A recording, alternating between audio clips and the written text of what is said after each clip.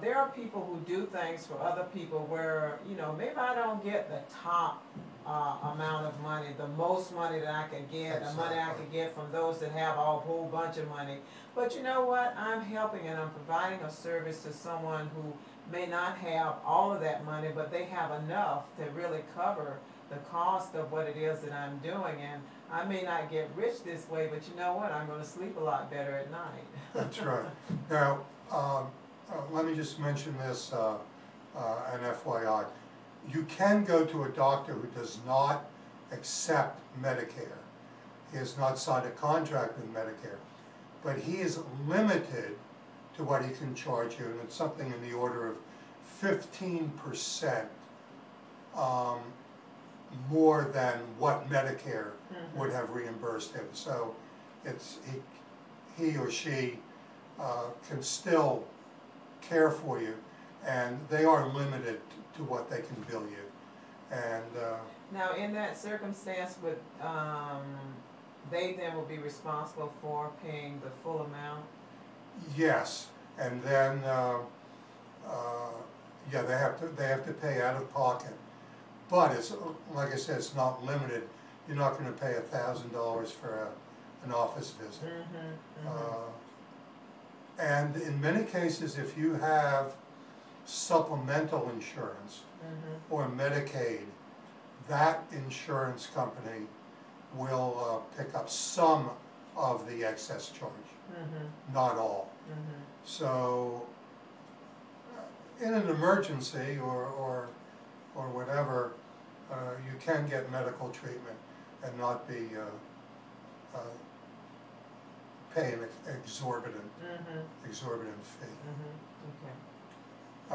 Some other things, and a lot of these are common sense, but I know sometimes in the heat of a medical emergency or a panic, myself or a loved one, sometimes common sense takes a back seat. That's true, that's true, and that can happen to anybody, whether you're an elder person or not. Right. You should never show anyone your medical or prescription records without first talking to your doctor or pharmacist. If you're in a mall and somebody seems to have a little health thing going on and they want you to come back with your medical or prescription records, don't. Without getting authorization or an opinion from your doctor or pharmacist. It might be something legitimate put on by the county, but you can't be sure. Right. You can never be sure. If someone calls and tries to threaten or pressure you into something, simply hang up. You have the right to hang up. You do not have to talk to them. You do not have to give them anything. You only have to give them your name, rank, and serial number.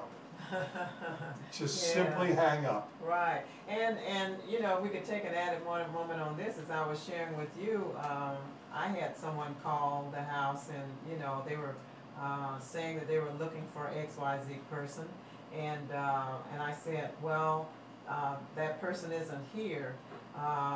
Who are you? I said, well, I'm not that person, and somehow or other, the name, I'm sure I said, like, Fournier-Edwards.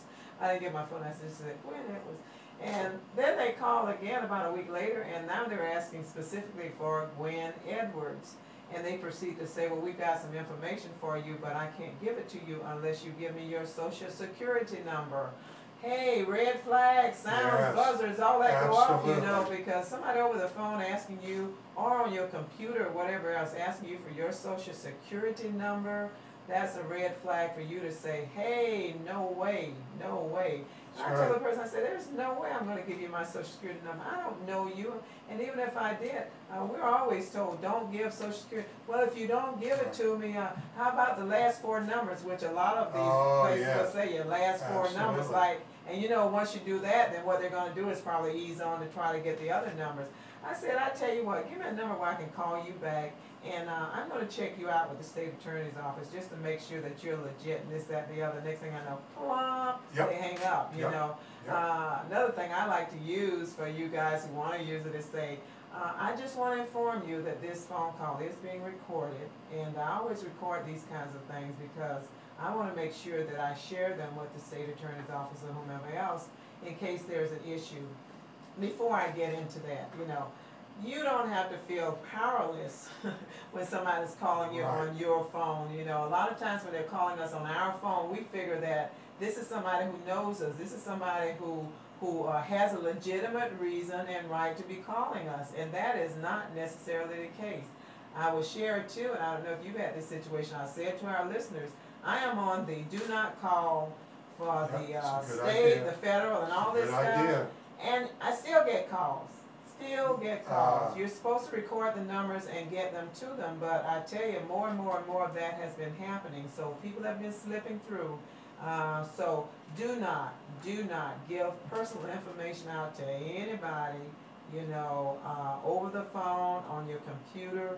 If you have credit cards, anything like that, they will say to you, they will not ask you for any personal information like that. Legitimate places do not ask you for that. Only when you're there in person, and you know that's a legitimate company that you've been dealing with for some years. So that is totally the case, and that is the case for anybody, whether you're an elder person or not. Yes, You yes. know, don't feel that you have to be pressured to give anybody any information over the phone. I want to note that Medicare doesn't sell anything to start with. Mhm. Somebody says they're from Medicare and they understand there's a diabetic in the house. They want to talk to you about diabetic supplies. That is a red flag. Mhm. Medicare doesn't sell anything. Secondly, Medicare doesn't do any business over the phone. They will not call you to update you or tell you, you know, anything new about Medicare. And all of their correspondence is done by mail, and they do not send people door to door. So if you get a call and they say that somebody, and that person says they're from Medicare, you know that that's not correct. Somebody comes to the door, says they're from Medicare, that's incorrect. If you get any mail that says Medicare is offering these products, that is absolutely untrue. Medicare doesn't. Any correspondence that Medicare needs to have with you is done by mail, and you would initiate the phone call. Good to know. All right. So they say, you know, if they want to discuss an issue with you, they will ask you to call them. They will never call you. Wonderful, wonderful. And there's a lot of that stuff that comes in the mail. I know the minute even before I turned 60, I started getting a bunch of stuff in the mail. Oh, And somehow. you don't know, you know, oh my gosh. what Somehow can I do? these mailing lists are sold. Now, the other thing you have to remember is that your Medicare number is your Social Security number. So if you give somebody your Social Security number, they have your Medicare number.